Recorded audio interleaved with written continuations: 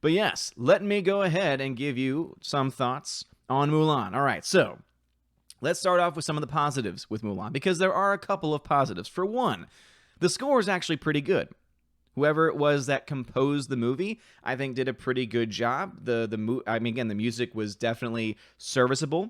I wish that it had been in a better movie, because I think it could have been a more memorable score had it been attached to scenes that were emotional, because the music was emotional. The scenes that they were playing behind, though, not really as much. So the score, definitely a positive, definitely something that I can say positive things about. The second positive thing that I can say, as far as like major pluses go, would be the stunt team, because this is obviously more of an action film. And because it's an action film, it means that you have to have more stunt people. And I think that they did a great job. So kudos to the stunt team. Even though the shots don't look very good, you're still doing great work in those shots. You're doing the best thing that you can. You were told, hey, this is what we want you to do. We want you to run up this wall. Don't ask us how it makes any sense for this more grounded and realistic take on the legend of Mulan. We'll have people running up walls somehow by magic or some sort. But still, there were people that were doing it, and they did a great job. It looked realistic. And again, everything that was not CGI looked fine as far as the effects go and as far as the stunt team and stunt work went. So kudos to the stunt team. I would also have to say it looked fine. Again, it looked serviceable as far as it being shot. But then again, most movies nowadays, especially big budget films like this one, which cost $200 million production budget alone, meaning it cost roughly $300 million at least when you added marketing cost, and probably cost more than that because of the shutdown and because everything shut down right before its release, and so they've had to continue to promote it. So again, how much of that cost? It's really hard for us to say one way or the other, but let's assume $300 million. That means that they have to make what? Around $550 million just to break even? And again, that's not me doing the actual math on that, but still, they have to make a crap ton just to break even on it. So when you spend that kind of money, yeah, it's going to look good. You're going to have high-res cameras. You're going to have just, again, that general look and scope and feel. You have competent camera operators. You have competent people working on it because you can afford them. Okay, great. Now, framing and stuff like that, I just wasn't really blown away by what I was seeing on screen. But again, it's mostly serviceable. Acting, too. There are a few actors in there that I thought did a great job with what they were given. I would not say that the young lady that played Mulan was one of them. She was very stoic throughout the movie. It was interesting because she actually does show some emotion. She's smiling in one of the first shots that you see her. She's riding on a horse smiling, and then you get these really terrible CGI rabbits for some reason that she's running along with, and okay, no need for having rabbits in this scene, and not only that, but you make it a terrible CGI rendition of a rabbit? Okay, fine. Yeah, continue to do that. There's a lot of CGI moments in this movie that aren't very good, but let's, again, staying positive here. So she's smiling as she's riding on the horse, and I'm like, oh, look at that. So she can convey and show emotion, and yet in every other scene after that, stoic, no emotion whatsoever. And her sad face is the same as her angry face, is the same as her concerned face, and it all just blends together. And it's really sad because obviously she is not a trained, or she's not someone that's been acting for a long time. You can tell that she's obviously young, she's green when it comes to this, and so it shows on screen. It's not terrible. It's not like, again, it's not like Artemis Fowl bad, where this, the young child was being told to do stuff that you're like, what in the hell am I watching? But it's still also not good either, right? But her father, I thought, did a great job. When you look to, I'm trying to say, Jet Li was in the movie too, and he was okay, but his role was limited, so it's really kind of hard to say whether it was good or not. But obviously, Donnie Yen was in it, and Donnie Yen to me was my favorite actor in the movie, just because it's Donnie Yen, and he's a badass, and you can tell that he didn't need a stuntman because he was probably doing a lot of his own stunts, including a lot of the martial arts stuff that he was doing. So I was like, dude, boom, Donnie Yen, awesome to see you on screen again. So there's the good things. So again, there are some good things there. The problem, though, is that the story sucks. The story is abysmal.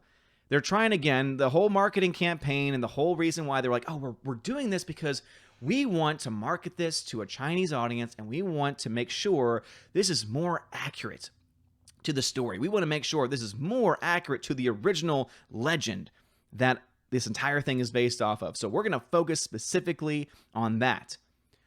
All while they're doing that, they're then adding in random fantastical things that were not even in the original animation. For instance, you have the scene of the hordes, which are not called the Huns in this movie. They're called something else, the Roans or something like that. Again, something I had never heard of before, but not called the Huns.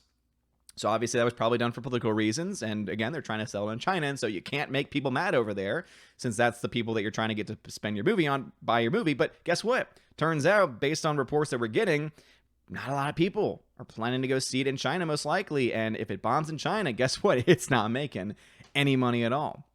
So you have that whole thing happening with them no longer being the Huns, and yet somehow they can run up walls.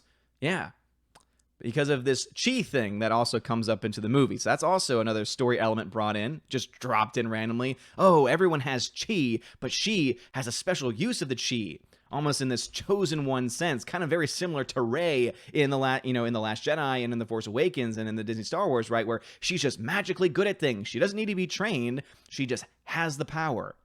That's exactly what Mulan has. She never gets trained. She simply has this ability to randomly do magical things that make no sense logically.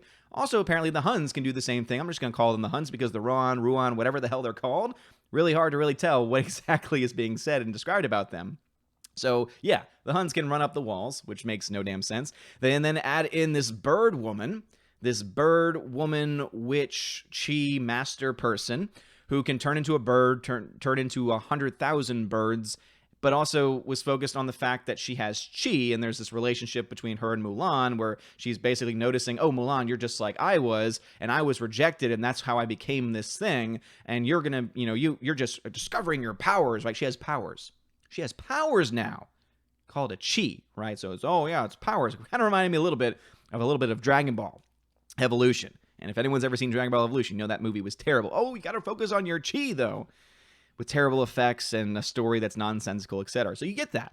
You get that in this movie, too. Nonsensical crap. All the songs are cut out. All the heart of the film is cut out. And that, of course, does not, benefit the story whatsoever. You obviously get a focus on Mulan here, and it's, again, a message of, okay, you're a strong female, and you can be a leader in the military, and you can just kick everyone's tush, but not because you get trained, not because you actually have to work to get there, not because the women can do stuff now, as was one of the clips that Gary played last night, but because she has a power, because she has this special ability that just makes her good, no matter what.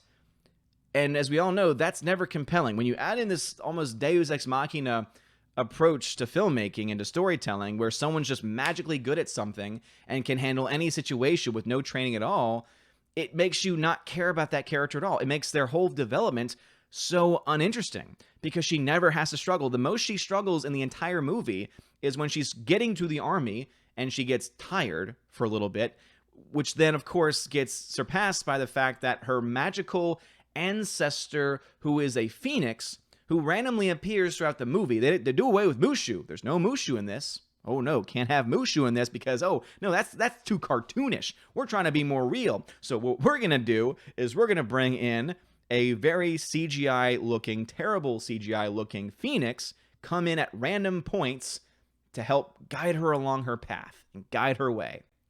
Okay, great. Very realistic of you to do so.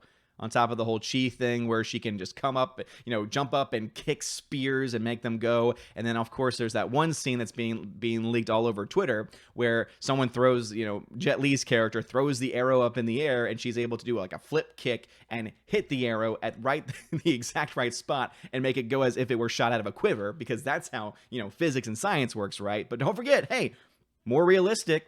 This is a much more grounded. We can't have songs in this movie. It's more true to the original story and the original legend. And yet we're going to add in all of these terrible things and all these terrible elements. So the story, complete and utter garbage. And then, of course, you get to the CGI. And the CGI in this film is so cringeworthy. And the fact that they had extra months to get the CGI just perfect, and yet they didn't do that, is so frustrating. Obviously, you have the bird woman, who obviously becomes CGI at certain points. You obviously have some of the effects where she's doing all these random flippity-doos, which are not done by the stunt people. The stunt people did a great job when they're doing the flippity-doos, but when they're doing it as CGI, because she's doing something that's impossible for even the stunt team to do, they have to do that, and it just doesn't look very good. And then, of course, you also have the various elements like the CGI rabbits, which look terrible, the CGI phoenix, which, again, looks god-awful. And yet, in the very beginning of the movie, I think you have one of the worst uses of CGI because, one, it looks bad, but two, it was completely useless. And it was completely non-essential to the story at all. It was completely unnecessary. And what it is that you have a group of Huns riding along. This is before they run up the wall, by the way. And then all of a sudden you have the leader, right? Remember the very, the very intense and scary leader from the original 98 Mulan, and he was such a badass. Okay, well, we get that guy. He's not nearly as menacing, but guess what? He's wrapped in a garment, right? He's wrapped in essentially a scarf of sorts, and yet as he's riding along, how do we get his reveal? Oh, it just magically starts to unravel and slip off, and then he has this grin of just and it's just, no, you're not scary, you're just creepy looking and cheesy looking, and there's a really cheesy close-up of you. And you know what happens next? Oh, that scarf, which was obviously CGI on his face, then flies away, and you know what the camera does? The camera then follows that CGI scarf as it flies into the air for an aerial shot of the horseman riding, which is also CGI. Now, why in the hell would you ever think, you know what this scene needs? This scene needs us to, one, create a CGI scarf, but two, to then focus on that CGI scarf and have it fly away. Now, we're not going to make it look good. We're not going to make it look passable. We're going to make it look so bad that everyone who has a brain is going to question it. So you have terrible storytelling, terrible CGI. All the other elements are kind of there a little bit, kind of, sort of. But again, if you don't have a story, and you don't have a compelling story, a well-written story, a story that makes sense, and a story that is not filled with so many holes and so many just, oh my gosh, I can't believe they actually did that nonsense, you don't have a movie. Which is why, for me, I gave this film a giant Disney+, a D+. Now, could I have given it a C-? Yeah, I was definitely leaning in that direction. But I'm like, you know what? This movie really isn't good. It's completely unnecessary. It's yet another addition to the terrible live-action remakes that we've gotten, and every single one of them, every single one of these live-action remakes of these classic animations have not been very good. Now, some might put things out there like Pete's Dragon. I've never seen it. I can't speak to that film. Or Cinderella. Well, Cinderella, remember, has been around for a long time. There's been many editions, both animated and live-action, that have been done. And that one I have seen, and I can say, yeah, for the live-action, it did a pretty good job, because you know what? It's kept to the story. It didn't try and change anything too much. And also, because of that, it was a consistent story, and also didn't use a whole lot of really bad CGI. Didn't use it. Wasn't great, but it was at least passable. And they only used it when they really had to. But yes, Mulan. Terrible film, completely unnecessary, and I would not recommend anyone see it. Especially, don't spend $30 on it. Anyone that's spending $30 on it, I feel sorry for you. I feel sorry for you.